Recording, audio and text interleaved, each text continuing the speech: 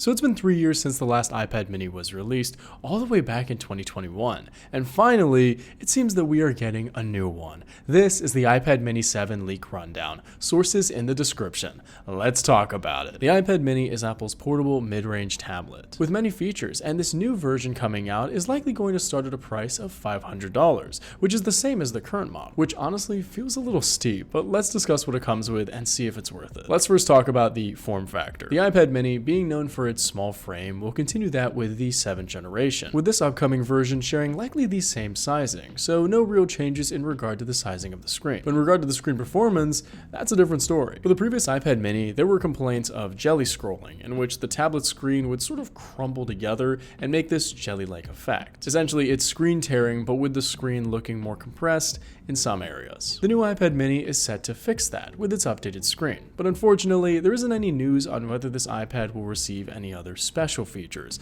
like Apple ProMotion, which would really add to the feature set of this tablet to really justify its price tag. Especially since, according to the current leaks, it seems that the screen will be more or less the same. And that sentiment is consistent with the connectivity as well. We're looking at a USB-C port for charging and the magnetic charger for the Apple Pencil. So nothing new or revolutionary in the ports department, but that's not really that big of an issue for tablets. Maybe an extra USB here or there would be nice though. But now, this is where things start to get a bit interesting. Even after a year since I posted my last video on the iPad mini leaks, there is still a back and forth on what chip the new tablet will run. But it is for certain that it will be an upgrade from the previous generation, with more wiggle room for the new AI features. So we're looking at potentially the A17 chip, which is a super fast processor that will be faster than the previous generation of the iPad mini, the current generation of the entry-level iPad, and maybe even faster than the newest version of the entry-level iPad coming soon, but likely slower than the current M2 iPad Air. So right in between the two in the iPad lineup, likely just as Apple intended. So not bad at all if that's the case. But I would hope that this iPad, especially because of its higher price tag, sports an even more powerful processor, maybe even M1 or M2 to really boost its performance. Storage-wise, this part is kind of in the air. File sizes are ever increasing, and so it's pretty tough for Apple to justify a $500 tablet supporting only 64 gigabytes of base storage. By upping that to 128 gigabytes or even 256 gigabytes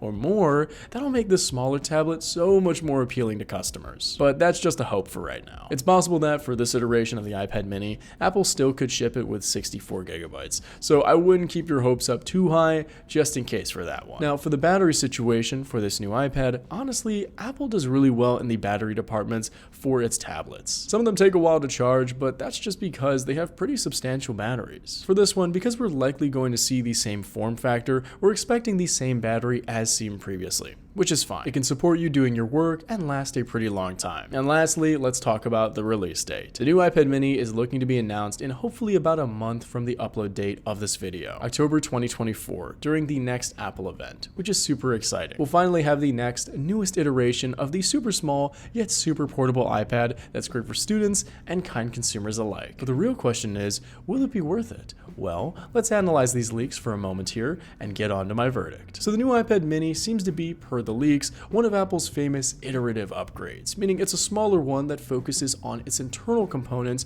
receiving a little bit of a boost to keep up with the times. Namely, its processor upgrade and also some hardware fixes like the jelly scrolling effect. And I honestly don't think that's a bad thing. Frankly, by constantly upgrading a nearly perfect product already, Apple's not hurting itself at all. Many people love the iPad mini. I have a lot of friends from college who use theirs all the time. And now, especially since I started college, the new minis have Apple Pencil support, solid processors, and great battery lives. They're fantastic for those who want tablets that they can easily use with one hand. So from what I can tell, it's pretty hard to innovate on something that's already very well developed. But that doesn't mean I don't hope for more. If I could, I'd wish there would be a boost in the starter storage capacity. Something like how the new iPhones start at 128 gigabytes of storage and then go up from there. Moreover, to differentiate it from the entry-level iPad, Apple should include something special with the iPad mini, or a proprietary feature to really justify that increased cost. Because it's an expensive tablet, and despite its expense, you get less of a tablet size-wise than the iPad Air, which is a tad more expensive,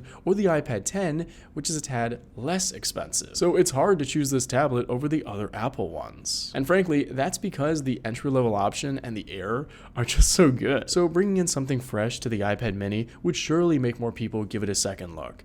But I digress. From what the leaks show right now, it's a fine tablet for those who are in the market for it. There are very few small premium tablets on the market, so this will probably be, as per usual with Apple, considered by the majority of its addressable market. But for you, I'd say that depends. If you need a smaller, more portable tablet and can afford the added costs, I'd say go for the iPad mini. But if it's too expensive or doesn't excite you enough, I'd say just check out the entry-level iPad 10 or 11 coming out soon, or the higher tier iPad Air, and then go from there. And that was my leak rundown of the iPad mini 7. What do you think? Do you like it so far? Let me know in the comment section down below. My name is Seerooster. It's spelled like Cyrus, but I say Sea Rooster, just take out the terror. Thank you very much for watching and have a wonderful day.